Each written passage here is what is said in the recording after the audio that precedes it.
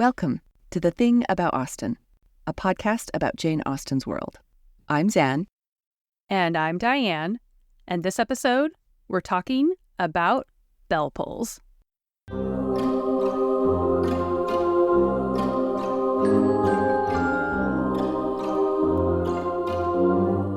And if that spooky intro music was not clue enough, this episode has us taking a look at Northanger Abbey. Ooh. After much anticipation, Catherine has finally arrived at the Abbey. Yes, exactly. The angels sing. After being shown to her room, Catherine begins to change for dinner, but a detour to investigate the mysterious chest in her room causes a little delay. So Eleanor comes to check on her because they really can't be late. So this is the text. Miss Tilney gently hinted her fear of being late, and in half a minute they ran downstairs together, in an alarm not wholly unfounded, for General Tilney was pacing the drawing room, his watch in his hand, and having, on the very instant of their entering, pulled the bell with violence, ordered dinner to be on table directly. The whole picture, he's not just waiting for them, he's waiting and pacing, holding his watch in his hand. The man has no chill. He has no chill. So the bell in question is a reference to a communication system in large estates to summon a servant. This is part of a network of bells throughout the house that would rely on wires and cranks embedded in the walls and plaster of the building. According to J.C. Loudon's Encyclopedia of Cottage, Farm, and Villa Architecture, published in 1833, he gives us the following explanation of the system.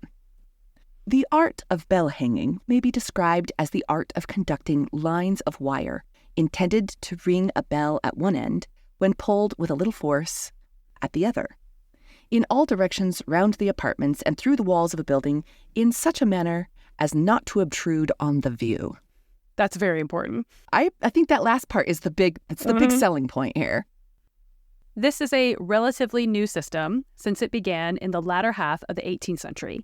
Before that, according to Lawrence Stone and Jean C. Fautier Stone, in their book, An Open Elite, England, 1540 to 1880, quote, in the 16th and 17th centuries, servants had to live and sleep in adjacent rooms, within earshot of a summons, including a handbell. Simple bells which hung outside the bedroom door to call the maids were known to Pepys in 1663. And the Pepys that they are mentioning there would be the famed diarist Samuel Pepys. But the bell pull became the new communication system and changed all of that. While there's some debate as to when the first system was fully installed, there is concrete evidence of installations of these bells from the 1760s onward. And variations on the system were used well into the 20th century, which Downton Abbey demonstrated to some extent, though electric bell systems were introduced as early as the 1860s, and estates like Hatfield House and Chatsworth were early adopters. So in order to really understand the origins of this communication technology, we have to zoom out a bit and get a broader context on English country houses in the 18th century. During this period, spending time at one's country estate was more and more often seen as an escape from the pressures of London society and a return to nature. In his book, Life in the English Country House, Mark Gerard explains, against this background, one can watch country houses gradually sinking into the ground and opening up to the surrounding landscape. Which sounds like it should be a metaphor. But there was a small problem with some of these sprawling manors, as Gerard goes on to bluntly explain, quote, many of them sank literally. That's not good. So just think about that. The weight of these buildings were slowly but surely pressing the ground level rooms underground. This level of the manor was also traditionally where the servants were housed. Gerard writes, quote, by the end of the 18th century, the servants' rooms were often sunk so far down that light had to be got to them by digging a pit or dry moat round the house. That is not good. No. We're having some foundation and structural issues going on here. Precisely. This is becoming an issue for everyone, really. Estate owners did not like having dry moats around their houses that hindered their direct access to nature. And weirdly, servants were also not fans of living in sinking basement caves. So by the latter half of the 18th century, estate owners started to add large service wings to their estates. And it was with this architectural shift that we also see the innovation on bell systems for servants. Communication systems for servants were pretty basic up to this point. When medieval manor houses were built, there was usually a central communal hall, which meant that servants were generally within sight or in calling distance. By the 18th century, that main hall structure was no longer the default, so servants were stationed throughout the house, sitting or standing at designated stations. They still had to be within calling distance or able to be summoned by a handbell. For example, in her book, The Country House Servant, Pamela A. Sambrook describes one of the main duties of a footman in the early 18th century, and it was just waiting. This is from her text. This required the footman to stand on duty at a specific station waiting for his service to be required, perhaps to mend the fire, take a message to someone, or receive and announce guests. There was a distinction between ordinary waiting, when the footman remained somewhere convenient to answer the drawing room bell, and close waiting, in which he had to stand in the hall to open doors. But the latter half of the 18th century sees a distinct shift in attitudes towards privacy and attitudes about the visibility of servants. Gerard writes, "Their presence there had been taken for granted in earlier decades, but now grated on people's increasing sense of privacy." So, when servants' quarters were moved to a separate wing of the house, a lot of the architecture and innovations were intended to make servants as close to invisible as possible. This is where we start to see a more intentional use of servant stairways, discrete doors opening into service corridors, and lots of small rooms or discrete designated spaces meant for specific chores like shoe cleaning or clothes brushing.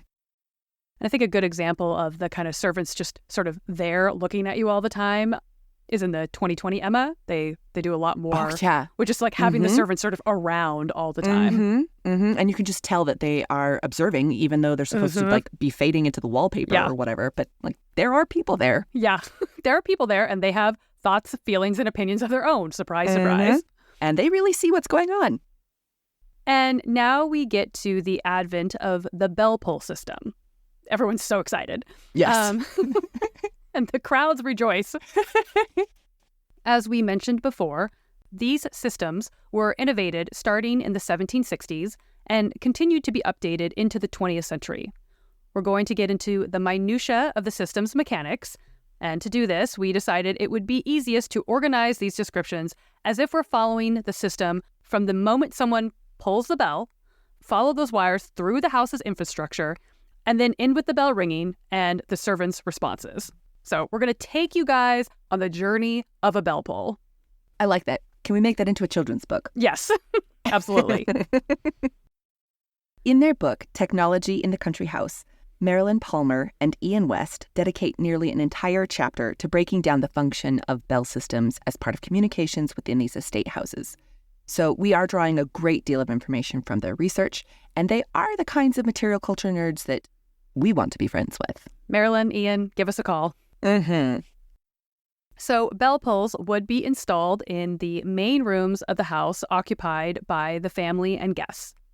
In the communal rooms particularly, these pulls would come in pairs, like one on either side of a fireplace, and they would be labeled up or down, which, according to Palmer and West, indicated whether the bell might ring upstairs at the attic level to summon a maid for maid-specific tasks like helping the ladies of the house, or downstairs to summon a footman for something appropriate to their job description, like making up the fire.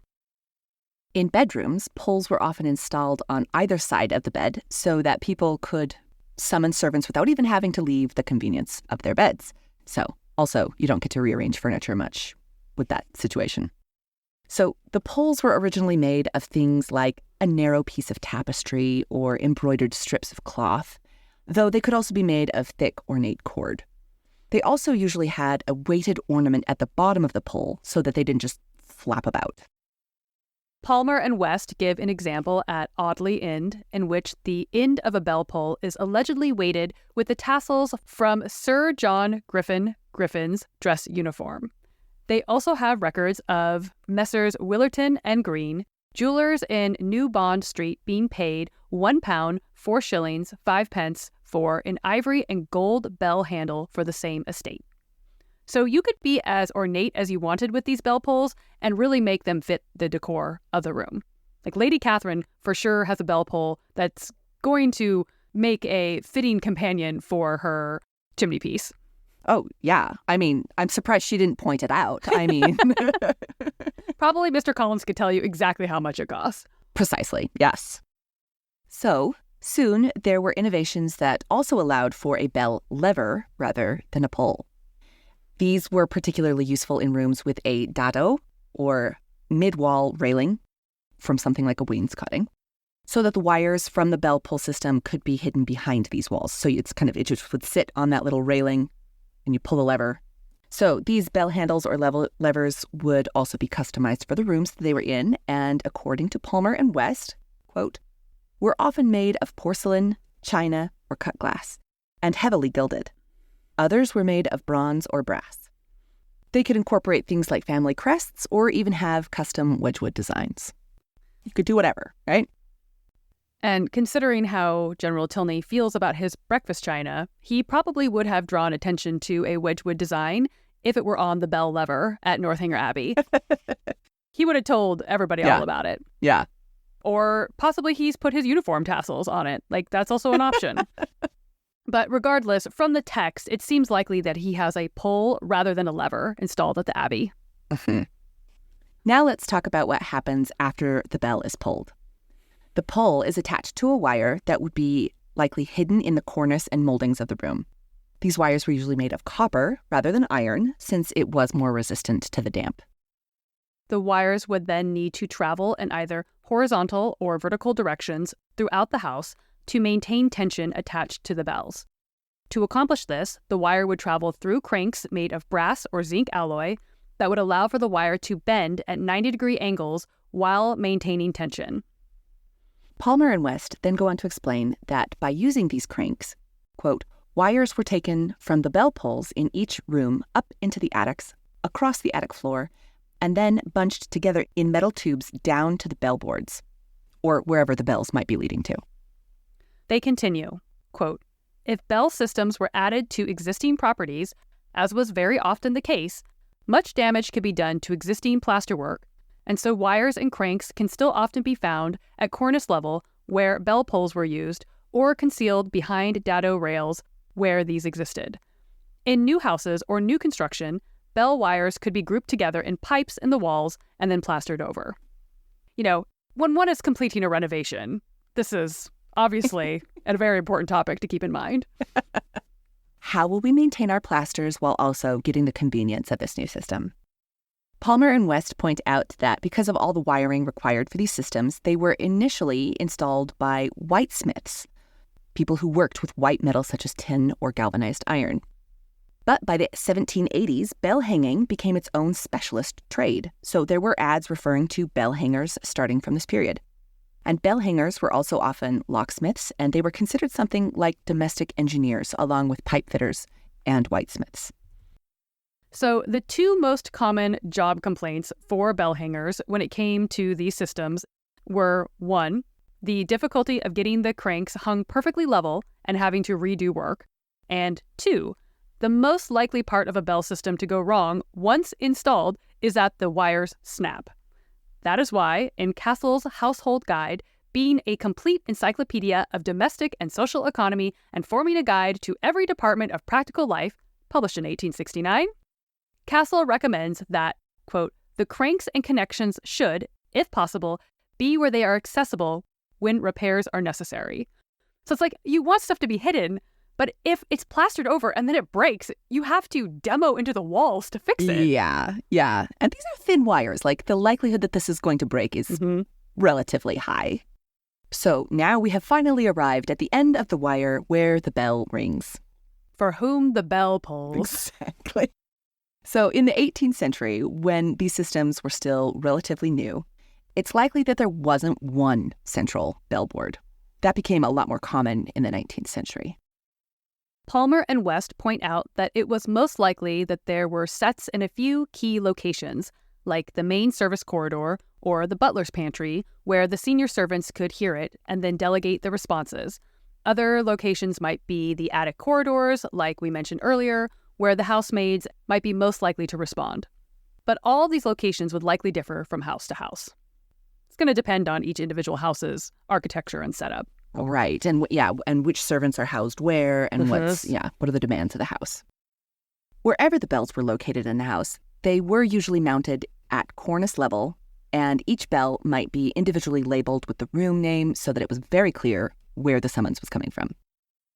The bells would hang from a coiled spring, like a big, loose spiral with the bell hanging at the end. And even this design was very intentional, because when the bell was pulled and the internal pendulum would strike the bell, it would only ring for a few seconds, whereas the spring would keep the pendulum swinging up to 5 minutes after the initial sound. This gave servants a bit more time to actually check where the call was coming from. Yeah, so you get that auditory signal, and then you have to probably go and actually look at the board to see which bell. Yeah. Castle's Household Guide recommends that when there is a large number of bells on a single bellboard, it should be organized with, quote, the smallest or highest toned bells at one end and gradually range up to the largest or deepest toned. And the rationale being that this would help distinguish which bells were rung potentially by tone.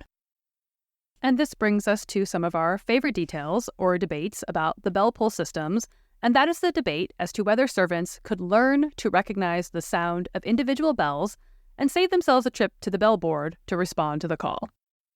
So when I was at Traquair House in Scotland, as well as at Muckross House in Killarney, Ireland, this was one of the things that they discussed on the tours, which I found absolutely fascinating. Suggesting that someone could just recognize their pitch and know that they have been called. In that last instance, when I was at Muckross House, I was there with my sister, Carolee, who has been a guest on this podcast. Who does our intro and outro music, yay. That's right, yes. And she also essentially experiences absolute pitch. So when we heard this, she and I were talking about it, and it seemed like a completely plausible idea to both of us. I know that I was particularly obnoxious about this detail. Like, I got hyper excited about this, and I was like, Kara, tell me more, picking her brain about this. I mean, it makes sense that depending on the range of sounds that the bells made, you could probably distinguish like a very obvious like low pitch compared to like a very tinkly kind of sound.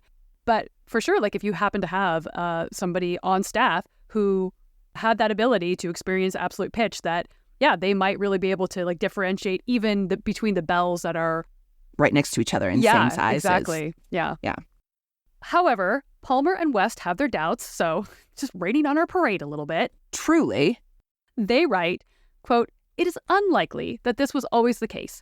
Physical and oral tests carried out by the authors on the bells at Addingham Park indicated that only perhaps 4 bells of the 44 were sufficiently distinct to be readily identifiable by sound alone, including the front door bell." I mean, again, I think it would also just depend on each individual house, the types of bells that were being used in the house. And then it just also depends on who you happen to have on staff, Yeah. If you happen to have a footman who has a really keen ear, they may very well be able to pick up on those differences versus somebody like me, that's probably not going to happen, Well, now I'm just thinking like if you were like doing a job description, like we need a butler with the absolute pitch, It's like we need a French cook and a butler with absolute pitch. Thank you very much. Well, regardless of whether this was true or not, this oral recognition of the bell tones was not a requirement of the system. So, for instance, after describing the recommendation of a progressively distinctive set of bells, smallest to largest, Castle's Household Guide goes on to suggest another setup altogether. And he writes, "Each wire passes in, as usual, to its respective bell, and after setting in motion their respective pendulums, all the wires proceed to a single gong, which only utters one note and leaves the pendulum to show which room requires attention. The great advantage of the latter plan is too evident to require even mentioning." I do love the sass there at the end. Oh, okay. We got it. That's the one that's your preferred That system. is the preference. This is the thing we should install. Castle has opinions. He's like, we don't even have to talk about it. It's so obvious that I am right. Yeah. So now, leaving Castle behind, let's bring all of this information back into Austen's works. In the scene at the top of the episode, we learn quite a lot about General Tilney in just a few details. Like, hey, we already know from Eleanor's conversation with Catherine that the general likes to keep a tight schedule, which is okay. He's got opinions. However, it's all the small details that really tell us about his character. It's in that phrasing, quote, Miss Tilney gently hinted of her fear of being late. And then the fact that Austen describes the women as running downstairs. And then saying that their alarm was not wholly unfounded. I mean, those word choices are very revealing about his temperament. Not wholly unfounded. Okay, Yikes. Yep. Yikes. Then they find him pacing around the room with his watch, and then he pulls the bell with violence and orders dinner to be on the table directly. And that directly is in italics. So, you know, he's basically yelling. Yeah. So let's talk about the bell pull specifically. When Catherine arrives at the Abbey, she is disappointed by how modern this building is. Like, truly. She's like, wow, why would you renovate? So this is not the Gothic building of her fantasies, but a recently renovated building with all of these modern updates. And it's not even so much that it doesn't look like an abbey in sort of shape and structure. You know, it's not like she shows up and it's like, oh, we have ourselves like a brand new sort of symmetrical manor house. But there's no cobwebs and the window panes are so clear and shiny. Like, what is happening? That is depressing. Yeah. Yes. So Austen started writing this novel in the late 1790s, which indicates that General Tilney was a relatively early adopter of the bell system. The updates to the Abbey likely included the installation of the system, and one can imagine that the next day when he's giving Catherine the tour, he's pointing out all the cool innovations that he's installed, like the bell system, which would be deeply underwhelming to Catherine, who's just like, where are the ghosts? You know, like... She's like, why do you have so many servants? I thought that this should just be two, you know, for the whole Abbey. What's going on here? It should be a lot spookier and the corridor should be empty and silent. Like, what is happening? Yeah, this efficiency is not really my thing. And in the scene with the bell pull, he's so aggressive with it as well, you know, highlighting that he's deeply impatient. But I bet he's also the guy who's responsible for a lot of snapped wires in this bell system. Especially if he's going to do it violently every time someone isn't on time. Yeah, he has a plaster guy on speed dial. You know, he's like, oh, okay, well, sorry. Someone needs to come fix this bell pull again. Yeah. And thinking about why the general might want to have a bell system installed, I mean, again, it's the latest and greatest in technology. So we know that he would want that because it shows that he's wealthy enough to have that installed. But we also know that the general is involved in the government through his military work and other connections, you know, pamphlets, etc. And if his work for the government is secret, it makes sense that he would embrace the innovation of the bell system to make sure that he had more privacy from servants. Sarah Dredge hints at the desire for privacy from servants in a range of Austen's novels in her article, Was There a Servant Who Did Not Know the Whole Story Before the End of the Day? Upside Down Points of View in Austen. And Dredge notes how servants are likely silent witnesses to much of the family's inner workings, way more than most people probably realize. I mean, it's kind of interesting because the general both seems like the type of person who, again, would want the latest and greatest in technology and would sort of like want privacy and, you know, this is my business, that. But also seems like he's exactly the type of character who would totally ignore the servants and where they would just become wallpaper to him. So it's kind of an interesting tension there. Yeah. But interestingly enough, it is also the sound of the house bell ringing that is the harbinger of the general's return to the Abbey and Catherine's subsequent expulsion. So the house bell is essentially the doorbell. It's still part of the bell system, but linked to the exterior wall, and the bell would usually be mounted near the butler's pantry. So it's a little side detail for you guys. But like they can hear it in the Abbey, and they're like, "Oh, I wonder who it is." And then like 5 minutes later, Eleanor's like, "The general says you have to go." Basically, the general combined with any sort of bell sound, it's like it's a Pavlovian response you don't want. You know, it's just like, no, thank you. Yes. Wow. There's a thesis statement. I like it. So we are going to now kind of cover some other notable bell pull moments in Austen's work. That is what we do for you all. This is, you're welcome. As always, however, when we're doing one of these kind of surveys, we apologize if we don't cover one of your personal favorite bell pull moments. This is just, the greatest hits as we've decided. Yes. So to start us off, in Mansfield Park, we have a moment when Fanny is at Portsmouth. She's in her family's home. And we get this from her mother. Then, Betsy, my dear, run into the kitchen and see if Rebecca has put the water on, and tell her to bring the tea things as soon as she can. I wish we could get the bell mended, but Betsy is a very handy little messenger. So it's a very small exchange, but we get this concrete detail. We have another scene later on where they're like yelling orders down the hall, and we're seeing that their communication system is not very efficient. In Sense and Sensibility, we have this passage. Elinor thought she could distinguish a large W in the direction, and no sooner was it complete than Marianne, ringing the bell, requested the footman, who answered it to get that letter conveyed for her to the 2-penny post. So this is Marianne writing to Willoughby. And this reference really emphasizes the role of the footman as a communication device as well. Yeah, I want a footman specifically because he's the one who's going to do the mail. So another reference comes from Persuasion. So this is from Mary Musgrove. I made the best of it. I always do. But I was very far from well at the time, and I do not think I ever was so ill in my life as I have been all this morning. Very unfit to be left alone, I am sure. Suppose I were to be seized of a sudden in some dreadful way and not able to ring the bell. Very real fear for Mary, apparently. So obviously we're getting again this idea that she needs to have someone at her beck and call, and even the bell convenience is potentially too far away. But again, you can just yell. I mean, that's what's funny about the general is like he pulls the bell and then at the same time is basically yelling directly. Yeah, dinner. Whoever he was pulling the bell for was just like, we don't even use the bells. We literally just skulk in the hallway because if we're not there 1 second after this man pulls the bell, oh gosh, we will never hear the end of it. You know what I mean? Yes. Yes. Yeah. Yeah. They probably do lurk outside his rooms. They're just like, nobody upset this man. Yeah. We don't want to have to call the plasterer again. Exactly. Pull that bell while immediately being like, dinner on the table.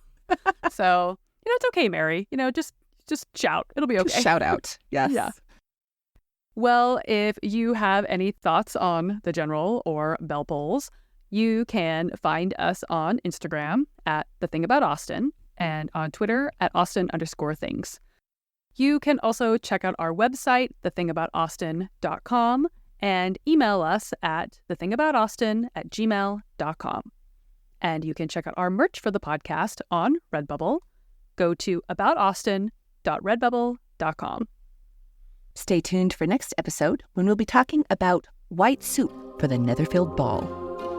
Thanks for listening. Bye.